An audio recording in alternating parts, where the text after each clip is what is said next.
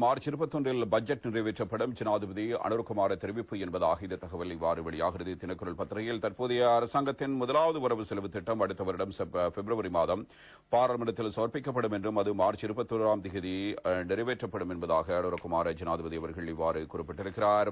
எனவே மார்ச் 21 என்று கண்டியில் வைத்தே அவரால் இந்த கருத்து முன்வைக்கப்படுகிறது. குழந்தைகளின் கல்வி, அரசு ஊழியர்களின் சம்பளம், மாற்றுத்திறனாளிகள் மற்றும் முதியோர்களுக்கான கொடுப்பனவுகள் மற்றும் நிலையான பொருளாதார வளர்ச்சியை எட்டுவதற்கு விசேட முக்கியத்துவம் அளித்து வரவு செலவு திட்டம் தயாரிக்கப்படும் எனவும் தெரிவித்திருக்கிறார். மார்ச் 21ஆம் தேதி வரவு செலவு திட்டம் வாக்கெடுப்புக்கு சமர்ப்பிக்கப்படும் என நம்புகிறோம். அதற்கு முன் வரவு செலவு திட்டம் மீதான விவாதம் 26 நாட்கள் நடைபெறும். இதன்படி எதிர்வரும் பிப்ரவரி மாதம் பாராளுமன்றத்தில் வரவு செலவு திட்டம் சமர்ப்பிக்கப்படவிருக்கிறது. நிலையான பொருளாதார வளர்ச்சியை அடைய எந்தெந்த பகுதியில் முதலீடு செய்ய வேண்டும் என்று திட்டமிட்டிருக்கிறோம். மார்ச் 2023 உள்ளூராட்சி தேர்தலை நடத்துவதற்கான வேட்புமனுக்கள் கோரப்பட்டன. அப்போதிருந்த சில கட்சிகள் இப்போது இல்லை. கட்சிகள் ஒன்றிணைந்து கூட்டணி அமைத்தன. தற்போது அந்த கட்சிகள் பிரிந்து கூட்டணியை உடைத்திருக்கின்றன. இனி வேட்புமனுக்களை ரத்து செய்துவிட்டு புதிய வேட்புமனுக்களை அளிக்க வேண்டும் என நினைக்கிறோம். இதன்படி அமைச்சரவை தீர்மானத்தின் பிரகாரம் கோரப்பட்டுள்ள வேட்புமனுக்களை ரத்து செய்வதற்கான சட்டம் ஒன்று தயாரிக்கப்பட்டிருக்கிறது. இந்த மசோதா ஜனவரி மாதம் பாராளுமன்றத்தில் சமர்ப்பிக்கப்படும் என எதிர்பார்க்கப்படுகிறது. அந்த சட்டத்தின் பின்னர் மீண்டும் வேட்புமனுக்கள் கோரப்பட்டு புத்தாண்டுக்கு முன்னதாக உள்ளூராட்சி தேர்தலை நடத்துவதற்கான ஏற்பாடுகள் மேற்கொள்ளப்படும். மேலும் பல பிரச்சனைகளால் மாகாண சபை தேர்தல் தேக்கமடைந்திருக்கிறது. அடுத்த வருடத்துக்கு மாகாண சபை தேர்தலை நடத்துவதற்கான ஏற்பாடுகள் மேற்கொள்ளப்பட்டு வருகின்றன என்றும் கிராமத்திற்கு தலைமைத்துவத்தை வழங்க இந்த நிலைய அமைப்பு அவசியம். இந்த அமைப்பில் அரசியல் அதிகாரத்தை நிலைநாட்ட இந்த தேர்தல்கள் நடத்தப்பட வேண்டும். மாகாண சபை தேர்தல்கள் நடத்தப்பட வேண்டும் என்பதில் இந்தியா எவ்வித அழுத்தங்களையும் கொடுக்கவில்லை.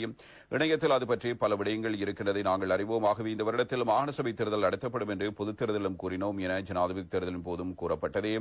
2025ஆம் ஆண்டு மாகாண சபை தேர்தல் நடத்தப்படும் என்று தேர்தல் விஞ்ஞாபனத்தில் முன்வைத்தும் நான் எழுதிய வகைகளையும் சொன்னவைகளையும் கேட்காமல் மாறாக மற்றவர்கள் சொல் கேட்டவர்கள் எதையுமே செய்து கொள்ள முடியாமல் படுதோல்வியை சந்தித்திருக்கிறார்கள். ஆகவே அவைகள் கணக்கிலிடப்பட வேண்டியவை அல்ல.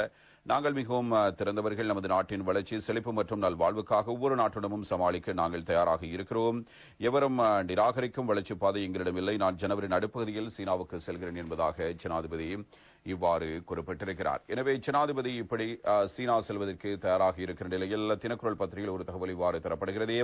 சீனாவுடன் அனுரகுமார பேசப்போவது என்ன, நாட்டுக்கு கூற வேண்டும் என்கிறது ஐக்கிய மக்கள் சக்தி என்பதான தகவல். இந்த விஜயத்தின் போது இணங்கிய விடயங்கள் தொடர்பில் இதுவரையில் கூறப்படவில்லை எனவும் தெரிவிப்பு என்பதாக இந்த செய்தி அமைகிறது. ஜனாதிபதி அனுரகுமார திசாநாயக்க ஜனவரி மாதம் அளவில் சீனாவுக்கான உத்தியபூர்வ விஜயத்தை மேற்கொள்ள உள்ள நிலையில் அவர் அந்த விஜயத்துக்கு முன்னர் அங்கு என்ன விடயங்கள் தொடர்பில் கலந்துரையாட போகிறார் என்பதை நாட்டுக்கு கூற வேண்டும் என ஐக்கிய மக்கள் சக்தி சார்பாக இவ்வாறு கருத்து வெளிப்படுத்தப்படுகிறது. நேற்று ஞாயிற்றுக்கிழமை நடத்தப்பட்ட செய்தியாளர் சந்திப்பு ஒன்றில் கருத்து தெரிவித்த ஐக்கிய மக்கள் சக்தியின் தேசிய அமைப்பாளரான முன்னாள் பாராளுமன்ற உறுப்பினர் திஸ்ஸா அத்தநாயக்க இவ்வாறு கூறப்படுகிறார். ஜனாதிபதி இந்தியாவுக்கு விஜயம் மேற்கொண்டிருந்தார். அரசியல், பொருளாதார மற்றும் கலாச்சார ரீதியில் இந்தியா எங்களுடன் முக்கிய இடத்தில் இருக்கிறது.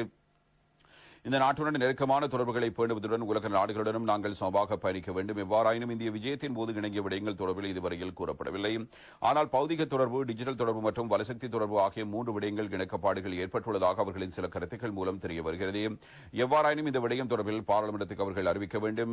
இதே நேரம் மெட்கா உடன்படிக்கை தொடர்பில் அவர்கள் என்ன நிலைப்பாட்டை இருக்கிறார்கள் என்பதையும் கூற வேண்டும். தேர்தலுக்கு முன்னர் அந்த உடன்படிக்கை எதிர்த்தே கருத்து தெரிவித்தார்கள். ஆனால் இப்போது இவர்கள் அந்த உடன்படிக்கை தொடர்பான கலந்துரையாடல்களை தொடர்வதற்கு இணக்கப்பாடு ஏற்படுத்திக் உள்ளதாக கூறுகிறார்கள். அதேபோன்று வலசக்தி தொடர்பான கலந்துரையாடலை முன்னெடுப்பதற்கும் இடக்கப்பாடு ஏற்படுத்தப்பட்டுள்ளதாக கூறப்படுகிறது. ஆனால் அரசாங்கம் இதுவரையில் தெளிவாக இது தொடர்பில் கூறவில்லை. இதனால் அடுத்த மாதத்தில் ஜனாதிபதி சீனாவுக்கு விஜயம் செய்ய உள்ளார். அவர் அங்கு சென்று என்ன விடயம் தொடர்பில் கதைக்கப் போகிறார். ஜனாதிபதி தனிப்பட்ட ரீதியில் எந்த கலந்துரையாடலையும் செய்ய முடியாது. இதனால் நாட்டுக்கு அது தொடர்பில் தெரிய வேண்டும். ஒரு காலத்தில் நஞ்சாகவும் இன்னொரு காலத்தில் அது சுவையாகவும் இருக்க முடியாது.